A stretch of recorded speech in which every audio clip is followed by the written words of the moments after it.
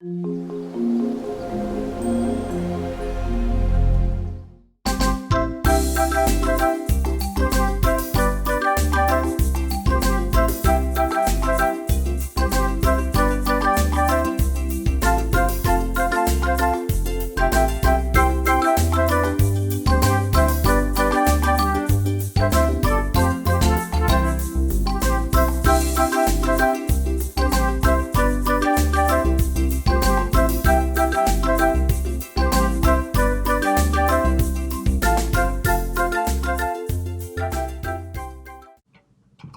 Jane was 1 year old, her father gave her a stuffed animal. It was a chimpanzee made to honor the first chimpanzee born in the London Zoo. Its name was Jubilee. Jane loved Jubilee and carried it everywhere. At about 1.5 years, Jane became fascinated with earthworms, so much that she brought them into her house and kept them under her pillow.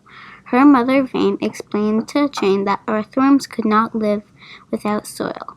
Jane could not stand any animals being harmed, so she scooped up the earthworms and brought them back outside and set them free so they could live. Another time when Jane was at the beach, she collected shells. Some of those shells were actually yellow sea snails. When Jane's mother explained that the snails would die if they were not in their natural habitat, Jane became very upset. She didn't want these creatures to die because of her. She quickly gathered the snails and returned them to their homes. One day when Jane was in her stroller, a beautiful blue dragonfly was fluttering around her. When it swooped around her, it surprised her and she screamed. A man walking by took his newspaper and swatted the dragonfly and then stepped on it. Jane was very sad because of her. That innocent creature had died. One day, Jane's mother had been searching for her 5-year-old daughter for hours and had become frantic. I have been so worried that I have become frantic. It's getting late and the sun's going down and I need to call the police, she exclaimed. But before her mother telephoned the police, Jane appeared. Where have you been? Her mother asked. I am sorry, Mommy, Jane replied. I was waiting for hours in the barn for Rosie, our chicken, to lay an egg. I didn't want to move or make a sound, so I sat very still. Jane continued. Mom, I watched Rosie's every move. Suddenly, Rosie moved forward a little bit, and then a little round object poked through the feathers between her legs. Then she began to wiggle, and the egg landed on the straw. Rosie clucked, poked the egg with her beak, and she strutted around. It was simply wonderful. Jane took every opportunity she could to observe and learn more about animals. One winter, Jane was sick. As she laid in her room, a British robin came to her windowsill. Every day, Jane would put breadcrumbs in that exact spot, and every day the robin would return.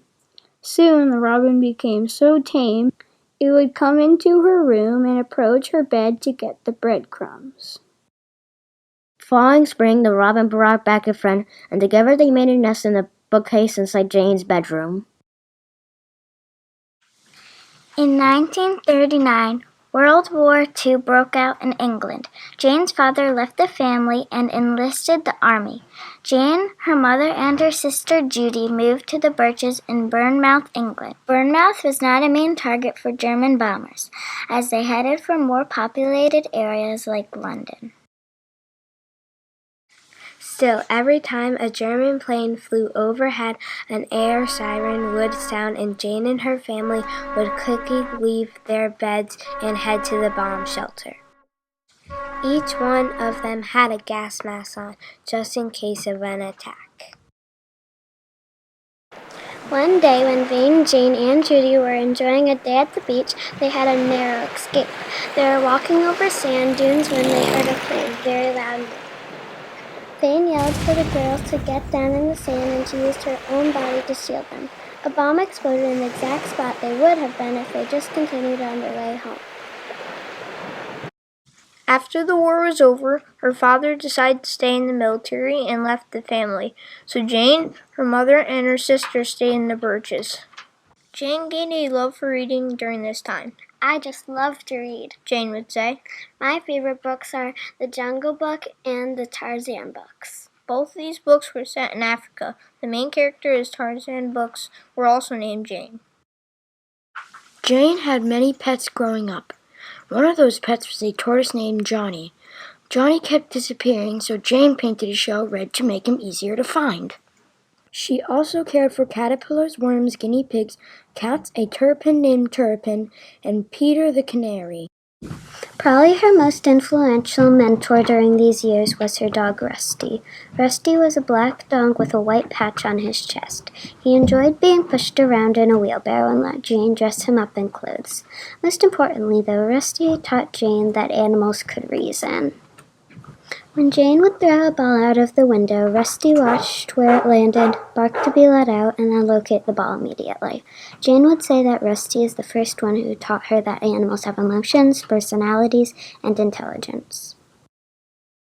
When Jane was around the age of 12, she formed a club with her friends called the Alligator Club. Each member had their own name, named after an animal. Jane was the Emerald Butterfly.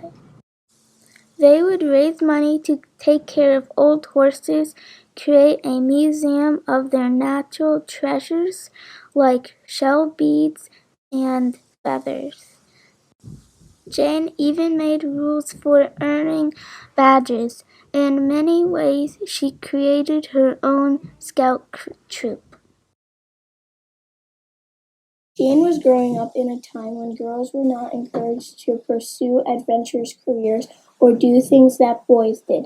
But Jane's mother was very supportive and encouraged her to always follow her dreams. Jane believed she could do anything, Said Jane. I think I could do anything. And soon Jane will show the world what she could truly do. After Jane graduated from college, she really didn't know what she wanted to do with her life. Jane considered being a writer or a journalist.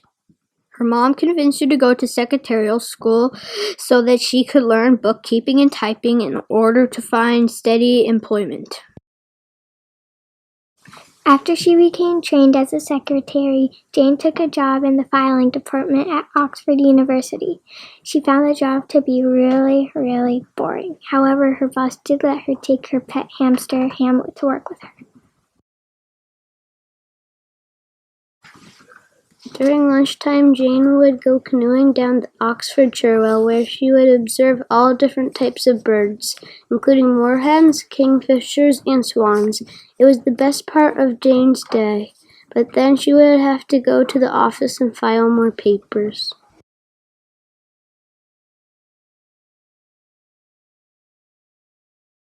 A friend of Jane's helped her get a different job at a commercial film studio in London. Jane enjoyed her new job of editing and filming and finding the background music, but living in the city took her farther away from her dreams of living in the natural world.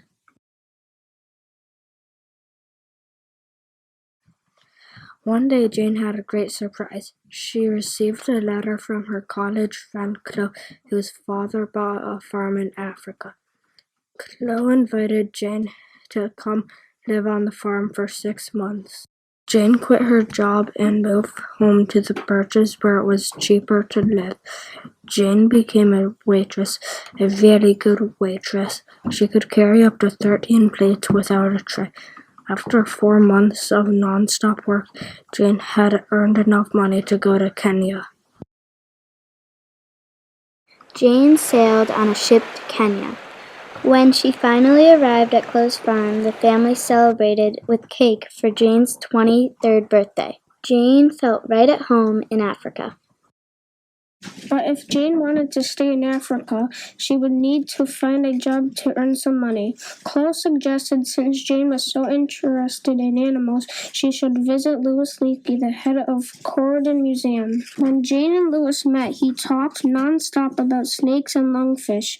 Jane was thrilled, impressed with Jane's knowledge of the natural world. Louis hired Jane as his secretary. Leakey's work on the ancestors of man led him to believe that apes should be studied in the wild. Studying chimps in the wild would be dangerous.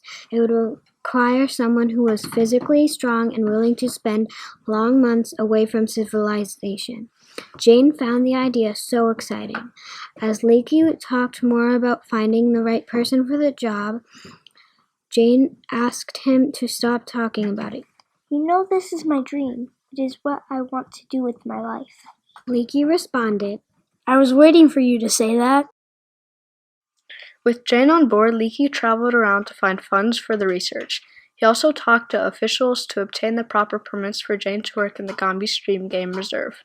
However, they faced one more hurdle. The officials objected to Jane traveling by herself into the remote jungle because she was a girl. Jane's mom, Van, volunteered to go to Gombe with Jane for a few months until they had established a camp and reassured the officials that Jane would be just fine on her own. Louis Leakey assured Van the best way to make friends in the area was to provide medical help. Van came prepared with the supplies she would need to help the local people.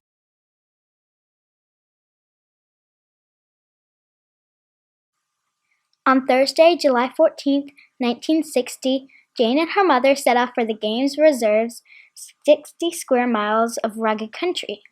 Jane had one goal: find the region's exclusive chimpanzees and to observe them for as long as she could.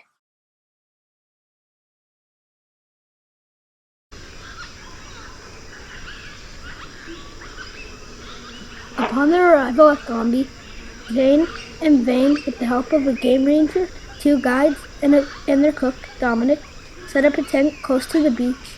It has a separate washroom in the back, and a porch in the front, and a small window covered with mosquito netting. Behind their tent was a bubbling stream. They dug a hole in the ground and covered it with woven palm leaves to serve as their latrine. Jane loved her new home. She loved the crystal clear blue lake with tiny white pebbles on the beach, the comical baboons, and palm nut trees. It was everything she ever dreamed of. Shortly after setting up camp, Van established her clinic. In no time, she had a line of people seeking treatment. One Bantu mother carried her son 6 miles to visit the camp for medical treatment. Gombe had a treasure trove of animals: buffalo, bush pigs, hippos, pythons, crocodiles, leopards, and monkeys. Although Jane loved them all, she was eager to get close to the chimps and observe what they did every day. But every time they got close, they ran away. Finally, using some basic field binoculars, Jane was able to watch the chimpanzees forage for fruit and stuff themselves with berries. One chimp would recline on a branch and pick fruit with one hand. Jane tasted all of the foods the chimps ate. Jane also discovered they slept in nests constructed in trees.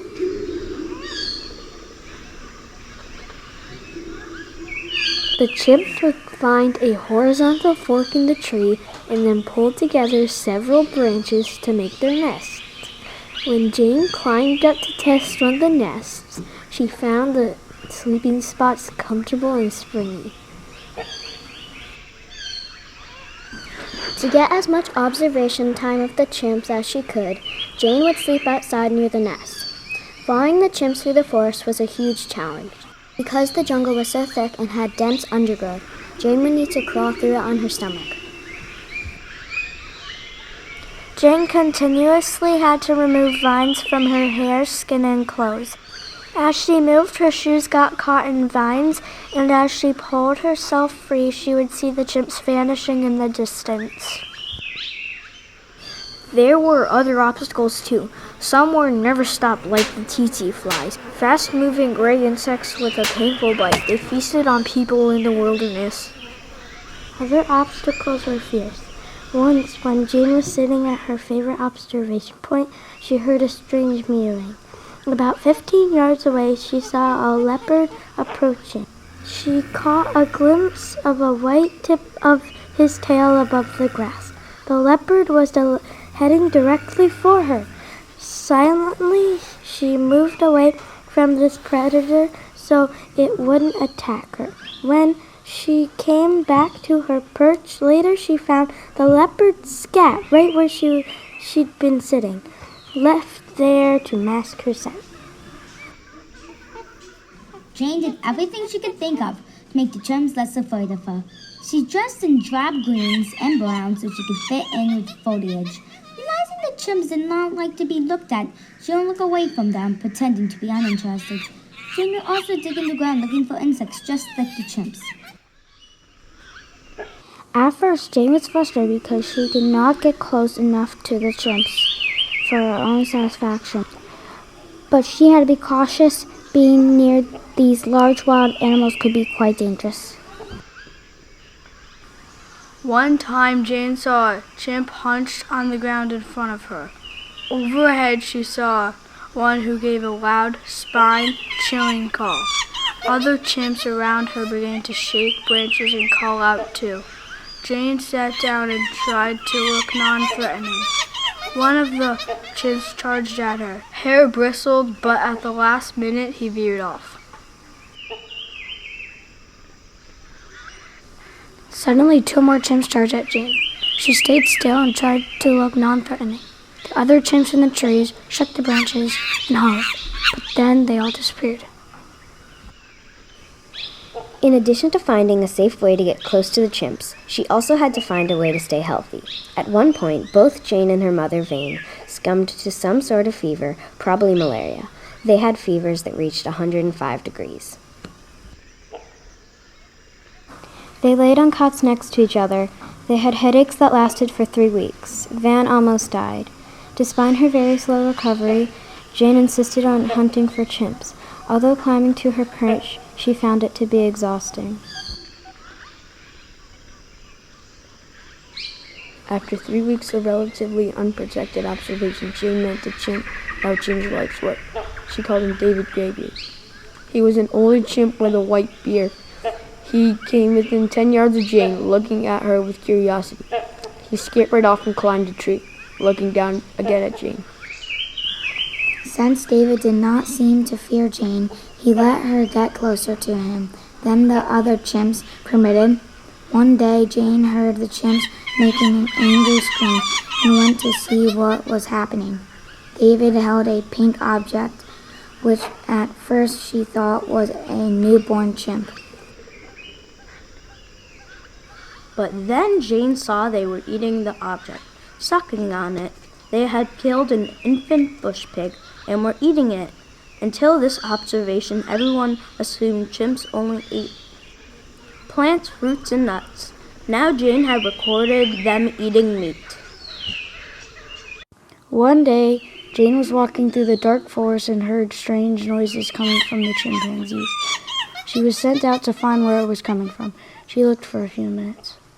I wonder who's making so much noise. It was so loud it sounded like an airplane whisked by. Jane wondered, and then she thought. And why are they making that noise? Jane searched through the sticky bush until she found him.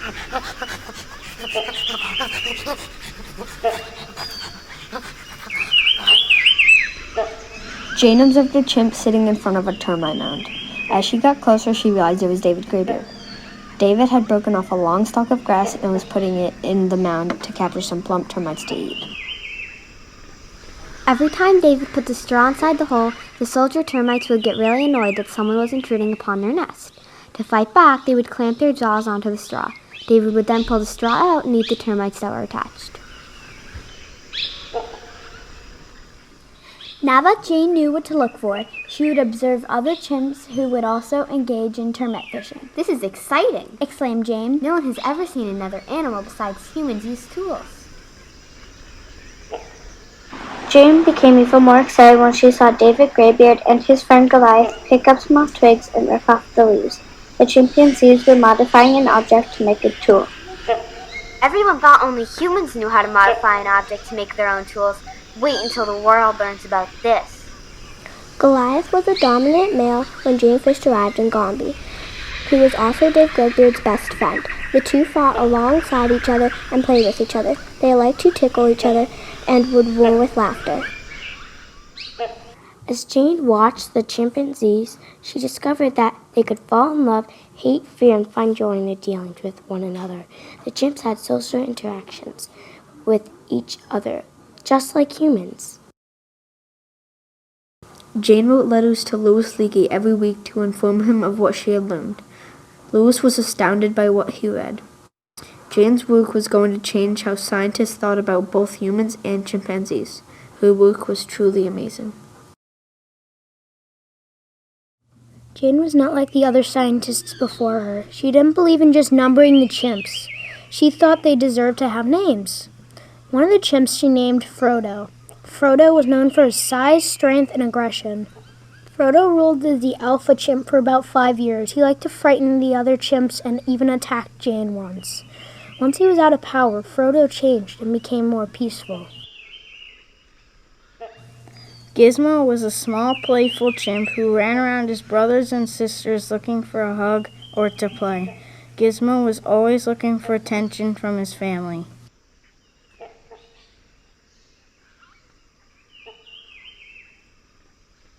Gaia was a nurturing chimp and part of what Jane called the G family. Her mother, Gremlin, took 3 of Gaia's infants to raise them. Gaia stayed close to the family. Samwise, although named after a boy character, is actually a girl chimpanzee. Sam is very close to her mother and spends a lot of time with her. As she gets older, she will need to decide whether she wants to stay at Gombe or leave to look for a boyfriend. But half of the females decide to leave Gombe.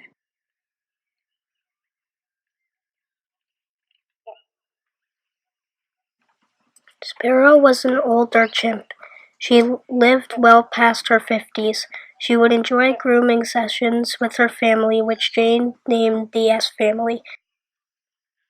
Mr. Waslow had a best friend, Leaky, who traveled with him all of the time. Leaky was a lively, high-ranking chimp, while Mr. Waslow was nervous and low-ranking. But the two spent hours together feeding, building their nests in the same place, and grooming each other. Fagin had a special connection with Jane. She found him to be very intelligent. He was always interested in the power structure of the males at Gombe. He used his connection with his brother Fagin to eventually become the alpha male of the group. Mr. McGregor was bald on his head, shoulders, and neck. He loved eggs and would steal them from Jane's camp. He was always aggressive toward Jane and would shake a branch if she came near.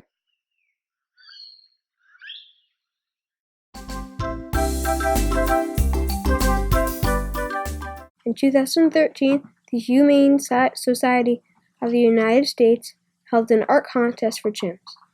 Jane helped judge and remarked, "All of the art was beautiful and unique, just like chimpanzees." A 37-year-old chimp who lives in Louisiana won. Instead of using his human-like hands to paint, he used his tongue. Jane observed that chimpanzees use gestures and expressions in the wild to communicate. However, they can also use human sign language. Washu, a female chimp, became the first to communicate in American Sign Language. Advances in technology have made it easier for scientists to study chimpanzees. Jane had to use binoculars, pens, and paper. Today, field researchers carry laptops to record data and use radio collars to follow chimps. Jane used to collect chimpanzee dung in the water to figure out what they were eating.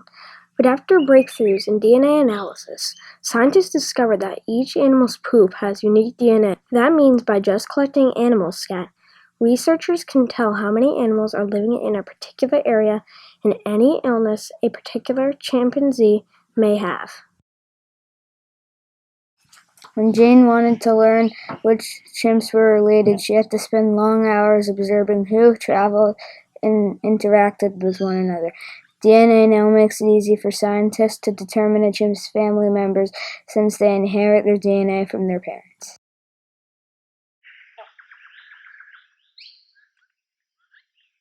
Early on, the photographers had to use a tripod and carry heavy equipment, but was hard to carry. Today, camera traps are set up and activated remotely and are equipped with motion sensors.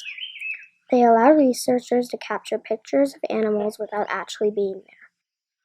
Camera traps also make it possible to record chimps' activity for long periods of time. Chimps in one area groom one way, while chimps from another area groom a different way. Jane believes that anyone who loves animals can take that passion and turn it into a path for life. Our planet can be changed by one small action at a time by helping one animal at a time, says Jane. Together we can make the world a better place for all living things.